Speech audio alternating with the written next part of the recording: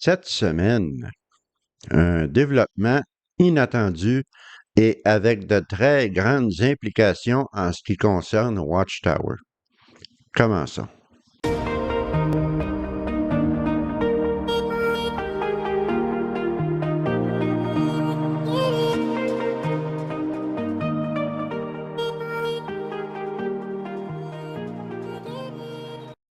Bonjour et bienvenue à une nouvelle vidéo sur la vérité concernant Watchtower et les témoins de Jéhovah. Avant de commencer la vidéo d'aujourd'hui, je voudrais parler un peu de celui que j'ai fait mardi passé à propos de mon débat avec un TJ. Alors, j'ai eu beaucoup de très bonnes réactions dans les commentaires. Je suis très content. Cela a été beaucoup de travail, mais il y en aura d'autres. Et pour ceux qui peut-être ont mentionné dans les commentaires qu'ils aimaient mieux le format présent, ne vous en faites pas. Les vidéos de l'avenir ne seront pas dans le format que j'ai fait mardi passé. Ceci n'est qu'une série. Ce sera probablement 5 ou 6 vidéos, je ne sais pas encore, et il y a un parcours. Certains m'ont mentionné que les témoins de Jéhovah ne s'assoiraient jamais pour débattre avec un apostat, et cela, bien entendu, est vrai, mais c'était pour les besoins de la cause. Aussi, certains ont mentionné que le personnage de TJ était un peu exagéré et ça, c'est voulu. J'ai fait exprès. Je voulais qu'il soit un peu exagéré, mais je veux que vous sachiez que le personnage de TJ aura un parcours tout au long de la série de vidéos et il y aura une conclusion à cette série. Donc, restez à l'écoute. Il y en aura d'autres. Nous parlerons de d'autres doctrines de Watchtower qui seront débattues par moi et TJ. Maintenant, commençons avec la vidéo de cette semaine. Je n'allais pas faire de vidéo cette semaine, comme je voulais annoncer mardi passé, mais j'ai été mis au courant, encore une fois, par Catherine Alric. Merci beaucoup, Catherine. Tu deviens une source de vidéos inépuisable. Et j'ai jugé que cela était assez gros, assez important pour en parler le plus rapidement possible. Il s'agit de quelque chose qui s'est passé dans la Chambre des communes en Angleterre. On ne parle pas ici d'un conseil municipal dans un petit village ou même dans une ville. Non. On parle de la Chambre des communes du pays, du Royaume-Uni. C'est quelque chose de gros, c'est quelque chose d'important. C'est là que les lois sont introduites, elles sont débattues, elles sont décidées. Et il y a eu un échange ou un discours, si on veut, incluant un échange entre deux députés dans cette Chambre des communes qui parlait directement des témoins de Jéhovah et de Watchtower. Alors, il s'agit d'un débat qui s'est passé le 17 juin passé, il n'y a pas très longtemps, et c'était pour débattre sur un nouveau projet de loi que le parti au pouvoir, qui est le Parti travailliste, qui sont centre-gauche, gauche, un peu comme le Parti libéral au Canada pour mes amis québécois, le nouveau projet de loi qu'ils veulent introduire, qui se dénomme le projet de loi sur la criminalité et la police. Ce projet de loi a comme objectif, et je cite, lutter contre les violences graves, la violence à l'égard des femmes et des filles, ainsi que l'exploitation des enfants, ça va devenir important, et des adultes vulnérables. Protéger le public contre les comportements antisociaux, la criminalité, dans les commerces de détail, les vols à l'étalage, doter la police et d'autres acteurs de pouvoirs nécessaires pour lutter contre les comportements antisociaux, les crimes au couteau et le terrorisme et rétablir la confiance du public dans la police et le système de justice pénale. Une loi qui a tout de même une assez grande importance, qui englobe beaucoup de choses, et j'attire votre attention une fois de plus sur la partie de ce projet de loi qui mentionne de lutter contre l'exploitation des enfants et des adultes vulnérables. Et c'est lorsque cette partie du projet de loi a été débattue dans la Chambre des communes qu'un des députés du Parti travailliste, qui s'appelle Sam Carling, qui est un des plus jeunes députés d'ailleurs, vous allez pouvoir le constater dans la vidéo, il est très jeune, je ne sais pas quel âge il a, mais il n'est vraiment pas vieux. Il a donc décidé d'introduire des amendements à cette nouvelle loi proposée par son gouvernement parce qu'il a trouvé qu'il y avait des manquements. Allons écouter un peu M. Carling. And it will introduce mandatory reporting for child sexual abuse, one of the key recommendations from the Independent Inquiry into Child Sexual Abuse, which I'll abbreviate as ICSA for the remainder of this speech. Ici, M. Carling mentionne que le projet de loi va introduire le signalement obligatoire des abus sexuels sur mineurs.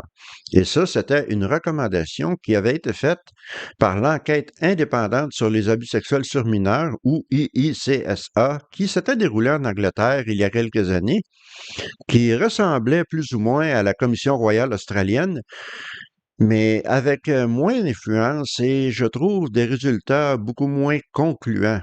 Par contre, ils ont émis plusieurs recommandations intéressantes et ça, c'était une des recommandations principales. Et ce projet de loi veut instituer cette recommandation, ce que je trouve est une excellente nouvelle. Le projet de loi en passant n'est pas encore passé. Il est encore en débat, il est encore en train d'être modifié, si on veut, passé à travers la machine parlementaire. Mais je crois et j'espère que ce projet de loi sera accepté, sera ratifié par tout le monde dans la Chambre des communes, car il est vital sous beaucoup de rapports. However, I remain concerned that the government is not going far enough on the issue of mandatory reporting, and that is why I have laid 3 amendments to the bill on that subject, numbered 10, 11 and 22, which my speech today will focus on. Ici, M. Carling mentionne qu'il veut introduire des amendements à ce projet de loi qui a été introduit par son propre parti, comme je l'ai dit tout à l'heure. Et lui, son inquiétude, c'est qu'il y a des manquements, des lacunes, des endroits où le gouvernement ne va pas assez loin sur la question du signalement obligatoire. Donc, il a 3 amendements qu'il veut déposer, le 10, le 11 et le 22, et c'est de cela qu'il va parler maintenant pendant ce discours. Et pourquoi est-ce que Sam Carling veut introduire ces amendements? Eh bien, vous allez comprendre très rapidement. C'est quelque chose, je dirais, presque spectaculaire. Écoutons M. Carling. But there are 3 significant gaps in our plans to implement Recommendation 13 on mandatory reporting, where the bill is not delivering what ICSA recommended. With these gaps, I am concerned that the duty to report will be ineffective in some of the settings where it is most needed, religious groups in particular, and I will use the example of the Jehovah's Witnesses, the religious group which I grew up in, to illustrate how and why. Et c'est là que ça devient incroyable. M. Carling trouve qu'il y a certaines lacunes dans le nouveau projet de loi, particulièrement 3, concernant le signalement obligatoire. Et d'après lui, ces lacunes vont causer que l'obligation de signalement soit inefficace dans certains contextes où elle est la plus nécessaire. Et il mentionne les groupes religieux et finalement, il dit, et je cite, « Je prendrai l'exemple des témoins de Jéhovah, le groupe au sein duquel j'ai grandi pour illustrer comment et pourquoi. » Ça, c'est incroyable.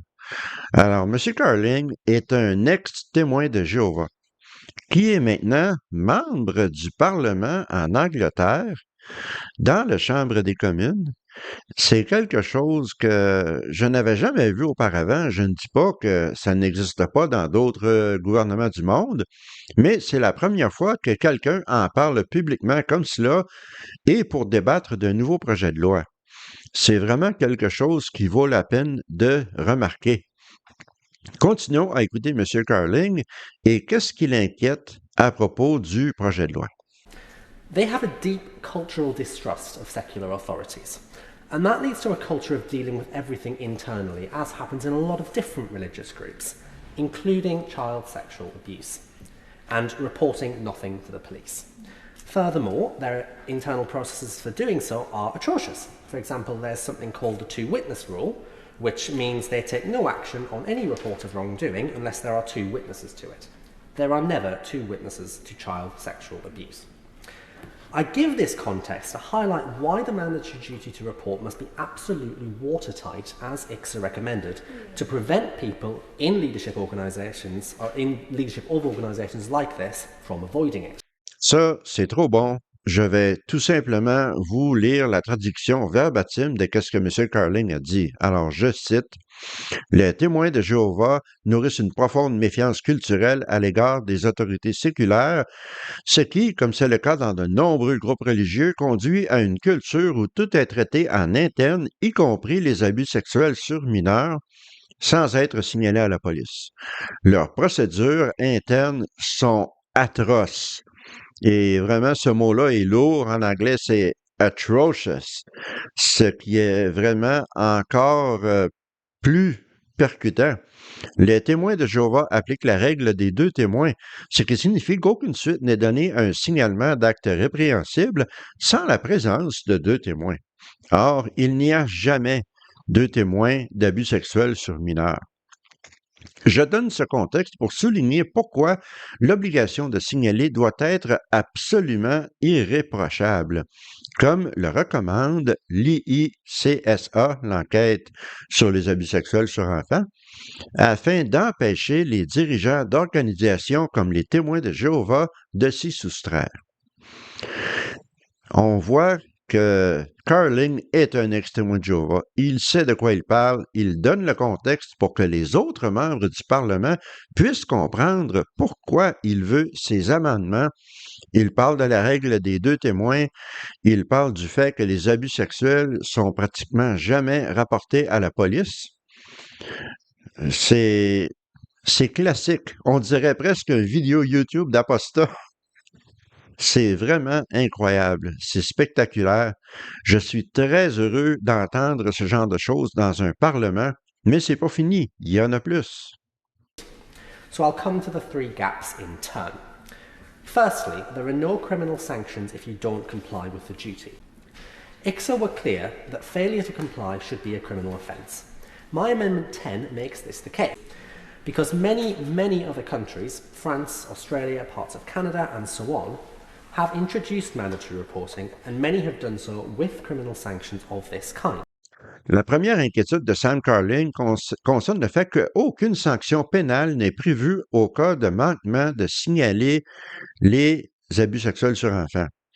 Et l'enquête qui avait eu lieu en Angleterre, l'IICSA, avait clairement indiqué que le manquement devrait être une infraction pénale, criminelle. Et lui, Sam Carling, un de ses amendements, l'amendement 10, rendrait le manque de signaler, rendrait cela un acte criminel et ça corrigerait un défaut du nouveau projet de loi. Et j'ai rajouté la dernière partie en parlant de la France, l'Australie, certaines régions du Canada, incluant le Québec. Alors, c'est un peu par fierté.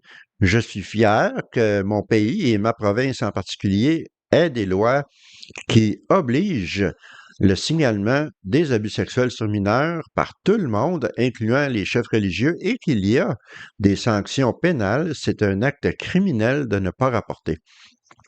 Ça, j'ai rajouté ça par fierté personnelle.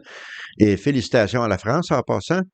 Et je sais qu'il y a encore beaucoup d'autres pays dans le monde qui ont des lois semblables, beaucoup qui n'en ont pas malheureusement, mais il faut toujours aller de l'avant, il faut féliciter ces pays qui ont ces lois et espérer que d'autres pays vont continuer à progresser dans cette direction. The second gap relates to who actually comes under the duty to report. ICSA then also recommends that it should apply to anyone in a position of trust over a child as defined by the Sexual Offences Act 2003. And that's what the bill does not include. My Amendment 22 would make it so. At the moment, the bill instead creates a list of relevant activities in Part 2 of Schedule 8, which replicates about 90% of what is in the Sexual Offences Act. But that missing 10% is critical. M. Carling, ici, parle du deuxième manquement, si on veut, de ce nouveau projet de loi, et cela concerne ceux qui sont obligés de signaler. Qui sont-ils? Qui doit signaler?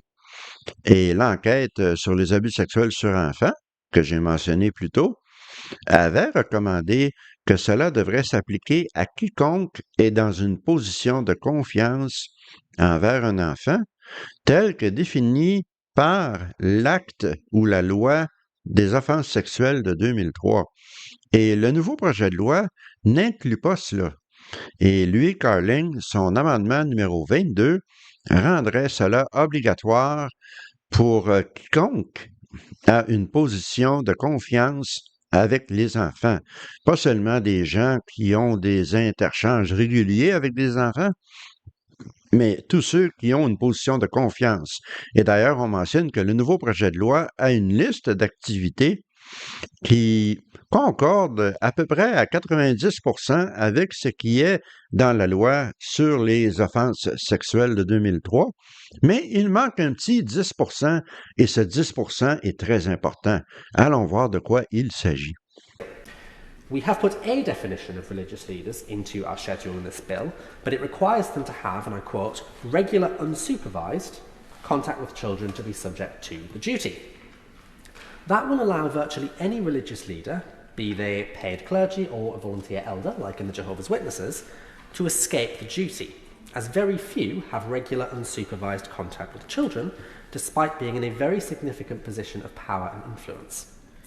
And I personally happen to know at least one person who actually was sexually abused as a child in that organisation. They went to speak to religious elders about it in the presence of their parents, and not unsupervised, and they were advised that to go to the police would mean bringing reproach on God's name. So no report was made, either by the victim, their family, or those religious elders. This is commonplace.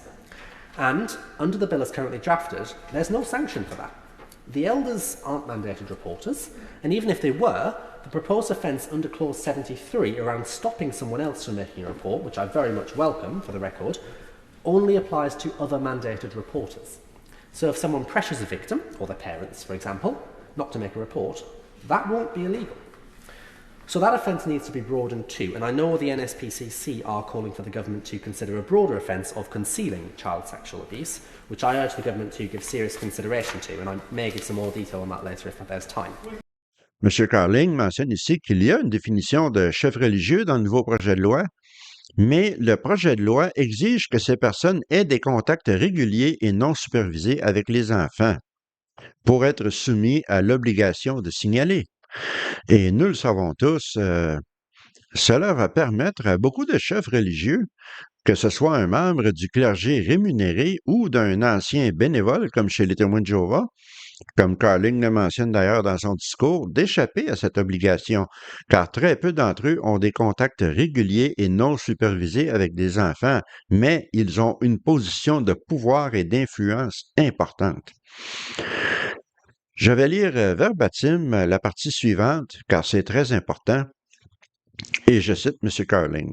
« Je connais personnellement au moins une personne qui a été victime d'abus sexuels dans son enfance au sein de cette organisation, les Témoins de Jéhovah.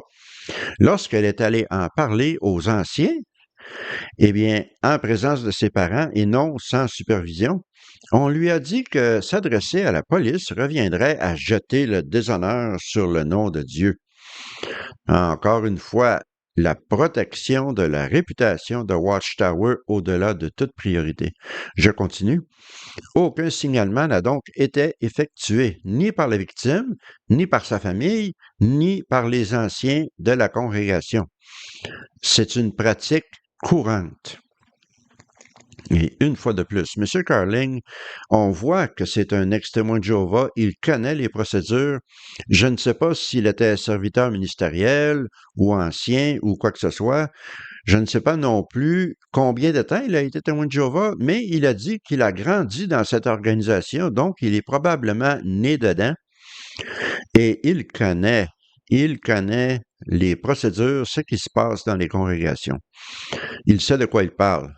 Donc, le projet de loi que le gouvernement travailliste a rédigé, il n'y a aucune sanction pour les gens, pour certains chefs religieux, s'ils n'ont pas un contact intensif avec les enfants.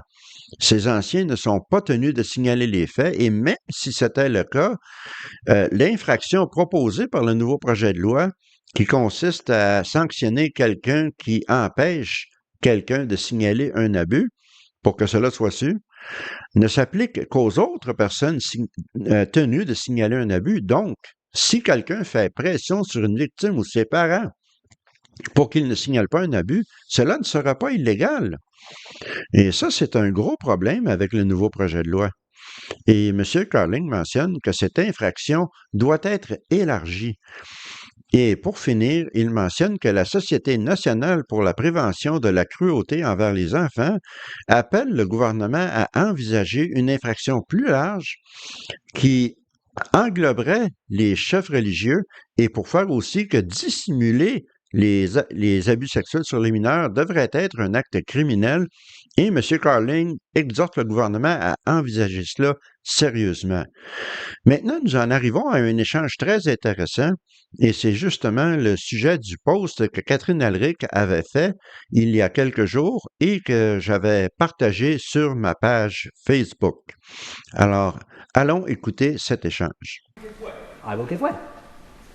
Cameron Thomas. I thank the honourable member for giving way. He's making very important points about, particularly about the Jehovah's Witness cult. And one of the methods that they use to ensure that issues like this don't escape from the organisation itself is the act of disfellowship, where an individual is threatened by being disfellowshipped all communication with their own family. And I wonder if he'll go a little further into recognising that too. Thank you. Sam Carling. I absolutely will, and I very much thank the Honourable Member for that intervention. I'm very pleased that other Honourable Members in the House are aware of that issue. It's something I am trying to do some work on separately. I think it's not... It is certainly relevant to what I'm discussing here. Just to give the House a little more context on that, what that essentially means is if that organisation decides that someone has committed a serious sin, it can essentially tell all of their family and friends to cut them off permanently. The same applies if they just choose to leave the religion. But very rarely is that applied to perpetrators of crimes, and more often to victims that report them. And it is an enormous problem that has to be dealt with, and I look forward to engaging with the Honourable Member further on that. Ici, nous avons une intervention de Cameron Thomas, qui est un autre député dans la Chambre des communes. Lui fait partie du Parti libéral-démocrate, qui sont, politiquement parlant, à peu près de la même persuasion que le Parti travailliste, mais qui sont tout de même un parti rival, si on veut. Ils sont en compétition avec le Parti travailliste, qui sont au pouvoir présentement. Ils sont troisième dans la Chambre des communes. Aux dernières élections, le Parti travailliste avait gagné les élections.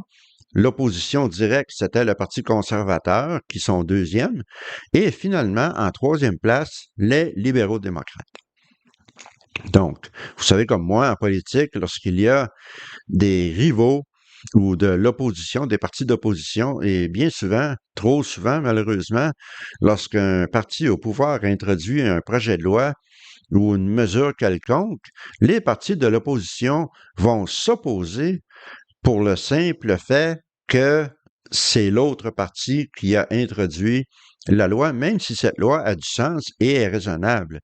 Mais dans ce cas-ci, ce n'est pas ce qu'on voit. Et Cameron Thomas, ici, dit des choses qui sont spectaculaires. Il parle des témoins de Jéhovah comme étant une secte. Ça, c'est spectaculaire. Il ne se gêne pas, il ne va pas dans la dentelle, il ne dit pas que c'est une religion, il dit non, il dit les témoins de Jéhovah sont une secte. Et il parle de l'exclusion comme étant une mesure qui permet à Watchtower de contrôler l'information et de s'assurer que cette information ne sortira pas au grand public. Et il parle de l'ostracisme. Et finalement, il mentionne, il espère que Sam Carling va aller plus loin là-dedans. Et comment réagit M. Carling? Est-ce qu'il réagit sur la défensive? Absolument pas. Il dit, je suis ravi que d'autres membres soient conscients de ce problème, sur lequel j'essaie d'ailleurs de travailler séparément. Encore là, on voit que c'est un ex-témoin de Jéhovah. Et si vous regardez la façon dont il parle, il ne regarde plus ses notes. Il regarde directement l'autre député et il parle avec son cœur, si on veut. Ce n'est pas une réponse qui sont écrites sur des notes, c'est une réponse spontanée, une réponse naturelle à la question qu'on lui a posée.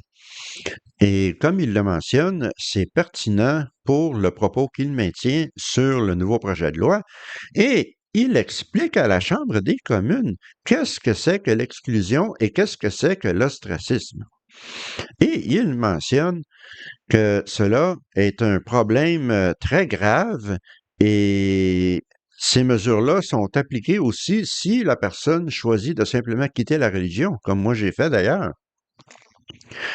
L'exclusion est rarement appliquée aux auteurs des crimes, mais plus souvent aux victimes qui les dénoncent pour protéger la réputation de Watchtower. Et finalement, il dit que effectivement qu'il a hâte d'échanger davantage avec Cameron Thomas à ce sujet. Ça, c'est un échange exceptionnel entre ces deux députés qui sont des rivaux, qui sont des opposants, si on veut, mais qui se sont unis pour travailler main dans la main et qui vont probablement discuter de d'autres mesures qu'on peut prendre en Angleterre pour lutter contre la secte des témoins de Jéhovah. Et ça, c'est exceptionnel. Que les témoins de Jéhovah aient été carrément définis comme étant une secte dans la Chambre des communes en Angleterre, un gouvernement d'un pays majeur. C'est vraiment quelque chose de gros. Et peut-être certains vont dire, eh bien, Watchtower risque de vouloir poursuivre ces membres du Parlement, ces membres de la Chambre des communes qui ont dit ces choses, qui les ont accusés d'être une secte. Vous savez comment Watchtower sont rapides sur la gâchette pour poursuivre en justice, mais il y a une mesure, il y a quelque chose qui va les empêcher, qui s'appelle le privilège parlementaire. Et cela donne des immunités légales aux membres de la Chambre des communes et c'est ce qui leur permet d'accomplir leur travail sans interférence de l'extérieur de la Chambre des communes. Ceci inclut la liberté d'expression et le droit pour la Chambre des communes de gérer ses propres affaires. Ce que cela veut dire, c'est que Watchtower ont les mains liées. Ils ne peuvent pas poursuivre en justice, ils ne peuvent rien faire contre ces propos, car ces propos ont été tenus dans la Chambre des communes et non dans la rue. Et cela est fabuleux. Les avocats de Watchtower doivent être en colère, ils doivent se mordre les pouces parce qu'ils ne peuvent rien faire.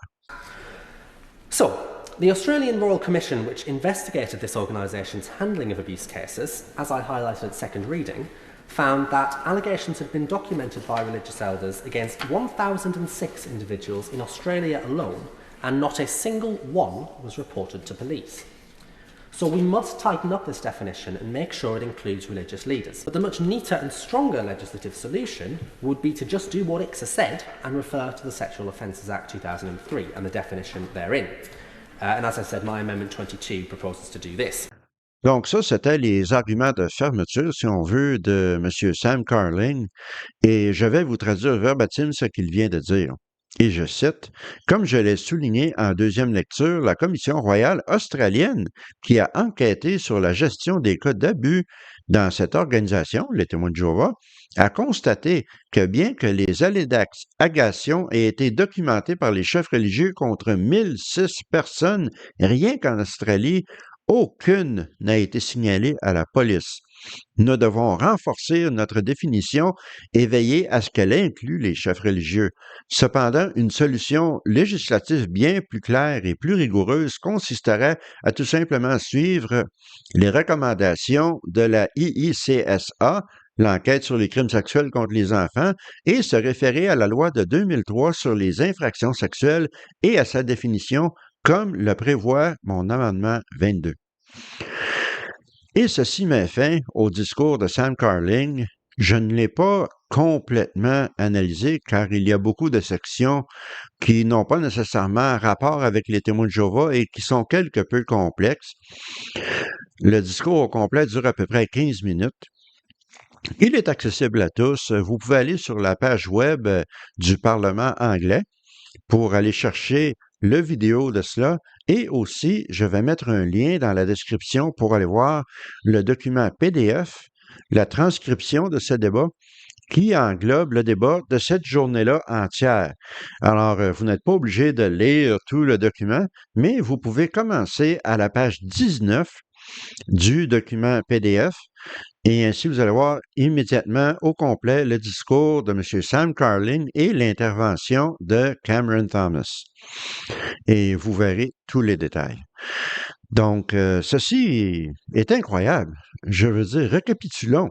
Nous avons un membre de la Chambre des communes en Angleterre, un pays important, qui est ancien témoin de Jéhovah, qui connaît l'organisation, qui sait comment elle fonctionne et qui veut aider les enfants et qui n'hésite pas à dénoncer Watchtower de façon ouverte, à mentionner leurs procédures atroces en pleine chambre des communes en Angleterre et qui veut apporter des modifications à la loi pour que les anciens soient tenus de rapporter obligatoirement les abus sexuels sur enfants sous peine de sanctions et d'accusations criminelles.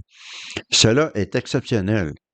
Et nous avons un autre député, un rival du premier député, qui mentionne l'ostracisme et l'exclusion et qui définit les témoins de Jéhovah comme étant une secte. Tout cela, ce sont des développements exceptionnels. C'est du gros, c'est majeur et c'est vraiment fantastique. Et il ne reste qu'à voir que réserve l'avenir pour ce genre de choses. Mais avec tout ce qui se passe au Danemark, en Norvège, en Espagne, au Japon, en République tchèque, en Pennsylvanie aux États-Unis, cela va aider toutes ces causes et cela va aussi faire que beaucoup de gouvernements vont commencer à regarder Watchtower d'un autre œil et à enquêter plus profondément sur eux. Et nous, les activistes, nous pouvons faire notre part pour aider cela. Donc, ceci conclut la vidéo d'aujourd'hui. J'espère que vous l'avez trouvé informatif et intéressant. Je vais donc vous laisser sur cette note positive pour une fois, un développement positif en ce qui se passe avec Watchtower et je vous souhaite une bonne semaine. Prenez bien soin de vous et à la prochaine.